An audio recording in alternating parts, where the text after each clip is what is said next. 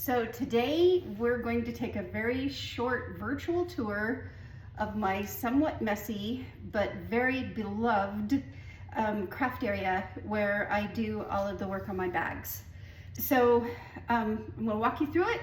There may be things that you haven't thought about that you want to also add to what you're doing. And if you have ideas for things that I have not yet done, let me know.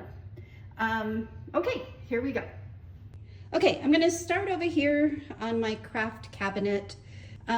This one, I built it myself, can you tell? It's not straight, it's crooked, it doesn't hang right, but it's mine and it makes me happy. One of my favorite things to do is save toilet paper holders. They are so utilitarian. You can use them to keep your straps hanging without creating any kind of a bend in the strap. You can use them to hold the leather open when you're working on things. And then when you're done with, you can also cut into them to allow you to hold something in a certain way while you're painting and hold it out of the way. So I save all of the toilet paper holders until I get to about 10, and then I only replace as I use them. So here's some of the supplies that I use. The Angelus Easy Cleaner for Suede, I absolutely love because it will work on everything. It works on rubber, canvas, plastic, Gore-Tex. It's very kind and gentle. You can pour it into water. You can use it straight. I tend to like it poured into water. Some people foam it. But because it can be used on suede, I try to always keep it on hand, even if I need something stronger for something that's ruined. The deglazer is something that I use for stripping any kind of a coating on the leather before I start painting. It literally strips what's on there. So if you use this, you're going to have to put something back over the leather to protect it. So these are the 3 sealants that I keep on hand: satin, matte, and high gloss. And after you have finished painting and it's dried, adding one of these sealants not only helps the color pop a little more, it also protects the paint for a lot longer, so it lasts through the wear and tear that you have. Other things that I keep on hand is the Angelus Too Thin. It's a thinner for acrylic paints if you're wanting to have something that goes on as a light gloss of a color over another color. That's very handy to have. And then this one is called Too Soft. I've done this on a couple of bags where I had to paint the entire bag. And you add this to the paint. You do need to use either a heat lamp or a hair dryer on low afterwards so that it dries quickly. But what it will do is after you've painted, it allows the paint to fold and roll without cracking. So if you're painting over a really large area of leather, this is an excellent way to do that where it is still pliable afterwards. One warning I always give is that all of these are going to clog the pores of your leather. And so doing this to something that is new leather, it's beautiful for art, but you are reducing the life cycle of that piece of leather. So for the ruined bags I usually do, I don't care because they're already ruined. This gives them a new life when they had none left. This is the paintable filler that I use. I have a couple of different brands. I haven't really found that one is so much better than another, but this is what I use to fill in the cracks of piping or small cracks where filling it in and painting over it will give you the look of the leather again without having to do more invasive repairs. So there are those. And then we will go into here where some of my cleanings are. I do have saddle soap. I'm not a real strong fan of saddle soap, but it has its purpose. The black saddle soap is a nice way to put a little bit of color back in when you need it on a black piece of leather where it's just faded. And then of course the regular saddle soap, but there's something you need to know. Saddle soap is acidic, and so it changes the pH of your leather. So if you are using saddle soap, you absolutely must add conditioner afterwards because it will dry it out. But it also can change the strength of the fibers in the leather. So only use this when a gentler cleaner won't work. This is literally made for saddles where your butt's sitting between you and a horse sweating. So it needs like a brutal cleaner. So when you picture taking that brutal cleaner and putting it on this vintage bag, that's probably not your first line of defense. So what is your first line of defense? Lexol is a great cleaner. Oh man, it stinks. I hate the smell of it, but it is very, very good.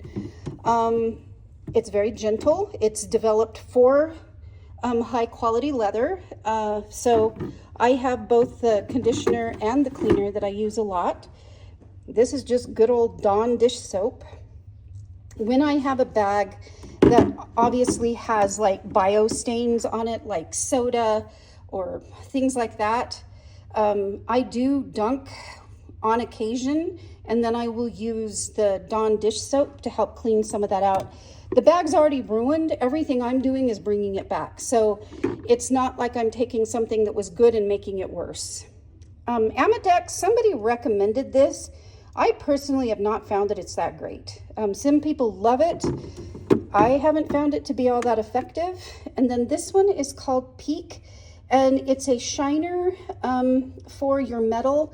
I tend to use this on things that are not solid metal because it's a little bit more gentle, and some of the other cleaners are a little bit stronger, such as Brasso, which is what I use on all of the brass and chrome hardware that I work on. It works beautifully, but Brasso will impact the color of your leather. So if you're using it where it can't come off the leather, put something around the leather to protect it from the Brasso. So I love these Lexol cleaner wipes. They're just, I'm almost done with this one. They're just sitting in some of the liquid for Lexol, and it's an easy way to pull some out and clean. It lathers very well. And I use it and actually just use a spray bottle and use it numerous times before it's over. My favorite is leather CPR. It's cosmetic grade, so you can use your hands without any gloves, and I like that because then I can feel the suppleness of the leather and whether it's actually soaking in or sitting on the top anymore. But for my really dehydrated, sad, bad bags, this is my go-to, is the Lexol.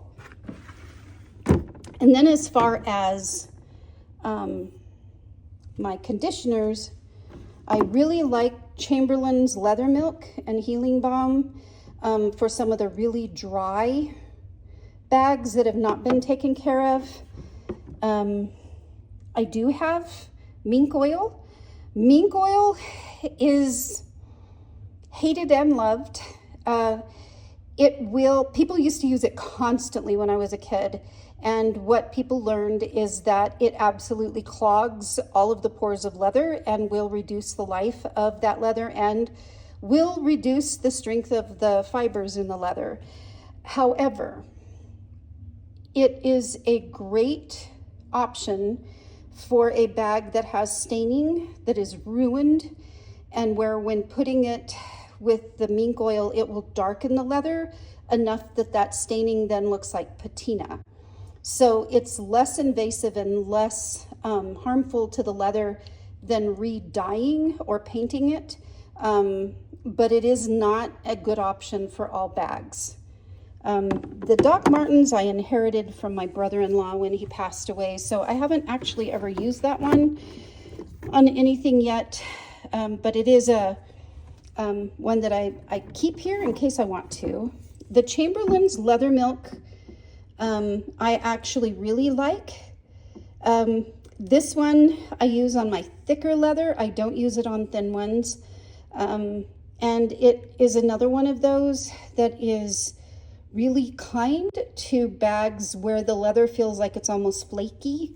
And so it's a good option for those. I bought these and I'm sharing them to tell you never to get them.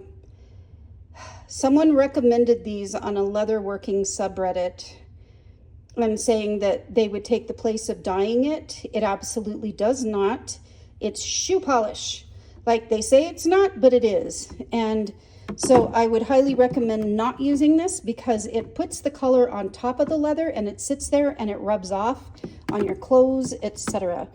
And those are some sealants that I have for when I dye leather. The Resin goes on top of that, so I have different colors of that. So another piece that I have for gluing is I have the leather cement when I need to glue seams that are like just a few stitches missing rather than re-sew the whole thing.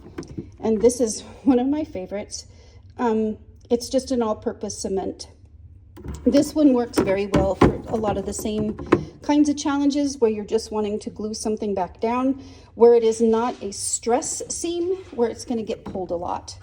If it's going to get pulled, then you don't want to use it. This is just straight vinegar. And I have a very different opinion about straight vinegar than most people that have gotten into rehabbing leather bags. Vinegar is drying.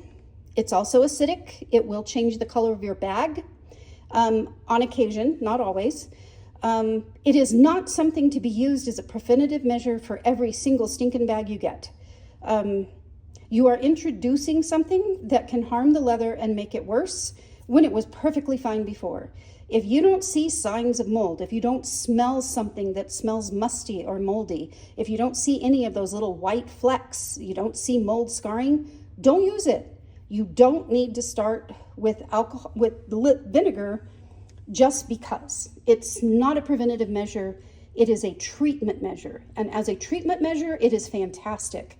When I get a bag in where I know that it has mold or it smells very musty, I spray the entire thing inside and out. I wipe it down so that there aren't streaks, and I set it in the sun for 2 or 3 hours, and then let it completely dry out of the sun. And if need be, I will treat it again. After you do that, you have got to then go back and start adding conditioner right away, because you have just sucked every bit of moisture out of that leather. The last one I'm going to go over is this one, the water stain and repellent. This is an Angelus. When I have had to paint either an entire bag or there's a large area of paint, I will use that in order to protect the paint so it lasts longer, because the paint's already clogged the pores, so adding waterproofing on top of it isn't going to make it more clogged. Last shout, if you have a ruined bag where there are stains inside and out, and you know you are either going to dye the bag, paint the bag, do something, but you want to try to get the stains out of the fabric, or you want to get it out of the inside, Shout is a great option. It really does kill a lot of what is in the bag, in the seams. So I use it on the bags that are very ruined. Now, when you have stripped something completely, either by using alcohol, or you're using the deglazer, or you've done something that has stripped the coating away, Fiebing's Leather Balm and Atom Wax is an amazing product that will seal the leather back and will bring the shine back to bags that are really, really dull. So if you have a bag that you have tried everything in the world to get it to shine and it won't shine, it's probably lost its sealant. And that's probably what it needs. It's an easy way to do that. So now I'm going to show you my different brushes that I have. These I bought off of Amazon. They are simply lamb's wool. I don't even know if it tells you what but they're just lamb's wool. These are wonderful for adding the conditioner that you don't want to use your fingers against, but it also is great for buffing out once a bag has had all the conditioner and just needs buffing, if it's a real tender leather. So I use those. I also have a couple of mitts that are lamb's wool mitts for when I'm doing larger projects. This is a fairly strong brush. I use this on fabric when it needs to be scrubbed. I have lots of different little brushes. This one is what I use for cleaning. This is what I'll dip the brush into the water with the Angela soap or something else. This is about, and it's very, very soft. That is about all the strength that you need to clean your leather bag. You don't need a lot other than that, especially on the outside. If you have suede, a plain regular white eraser is perfect for pulling up stain and helping get the nap back where it's lifted. And I, of course, then have the bigger brushes. This one is one of my favorites for when I'm working with corners and in edges to be able to clean them. You may wonder why I have weights. When I'm gluing something, that's what I use. Now, these I absolutely love. These are those little desserts that you buy at Costco. I save the jars. They're perfect for painting and using to rinse your brushes, or the bigger ones to be able to clean with not using a whole lot of soap or water. So then we're gonna go over here. These are where I keep all of my smaller paints, my hand mixed paints. And then we have more of the taller paints. This is where I hang bags to dry or to reshape. I love this little turnstile. It's where I keep almost all of my tools. So it has tools for dyeing bags, sanding, paint, everything that I need I keep in here. And then it has corkboard. Some people use pictures. I tend to just keep my phone by me. But it also has storage for more of my little plastic bags. Here, let me pull this over where you can actually open it. There's these cotton balls. And then shop rags. These are perfect for being able to stuff inside of your bags once they're washed. So here is my work area that I built. Did not design, just put the screws in it to be clear. It's where I keep all my tools. So here is where I keep, these are what I use for most of my deglazing because you can rub it and then just throw them away. Q-tips are vital for almost everything I do. This is actually perfect for lifting up the little claws on the brass hardware on Coach bags. So that's what that's for, as well as what this is for. This little screwdriver works great for that. And then I have all of my leather working tools down here, plastic gloves, and then extra hardware for when I need those things to be able to do repairs. A few extra Coach tags in case they're needed for something. But this is where I keep most of that. Little buffer heads for my little mini Dremel I'll show you. So that's that area. Now, for my painting, I use vases that I buy at the thrift store to store them all in. So this is my work area. I have my GoPro set up for when I want to do time-lapse painting demonstrations, and then I have it hooked up to an old iPad, and these are where my tools are that are electronic. I have a little zapper. This zaps threads without having to use flame. And then I have a mini Dremel. This little sander is wonderful for flaking off a coating that has started to crack and peel so that you can get it all off. So that's what that is, and then I can keep it charged right here. But I also use those little lamb's wool buffer heads to shine hardware, so it also works for that. And there's my vacuums. So then I have a turnstile for when I want to actually show the bags. I also have a wonderful light that I use for when I want to, that has a magnifying glass on it, for when I want to use that to see better. And then let's go back over here. These are my craft bags. This is most of them. I bought some old curtains that are blackout to protect it from the sun, because I have lots and lots of sun that comes in. But here's my bags. I love that I get to work on all of these, but I probably have enough at this point. I have lots of vintage Coach up in here, but I also have lots of fun leather bags that are Coach, Michael Kors, Kate Spade, Shinola. I love the Shinola brand.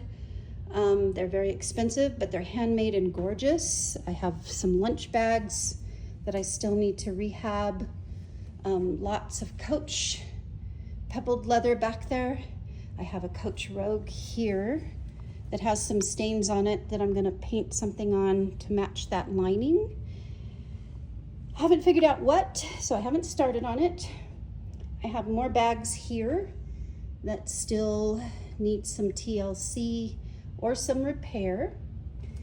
And then there's quite a few Patricia Nash bags that I have back in that corner. Oriani. I have an amazing,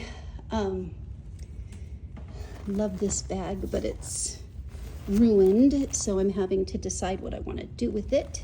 It's a Bonnie Cashin. And then I have some more just random bags down here. So that is most of the rehab collection that I have.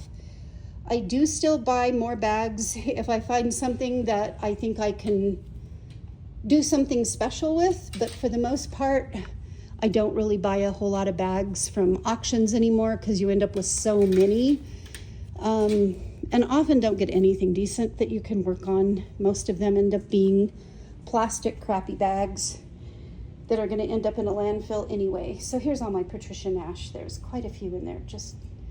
They're very nice leather, but I don't like the lining that they use on those bags. It is machine washable, but it's kind of thick and heavy, so I'm not a real fan. So anyway, those are my bags. So I hope you've enjoyed the tour. If you have any questions, tell me, and I'll be happy to answer.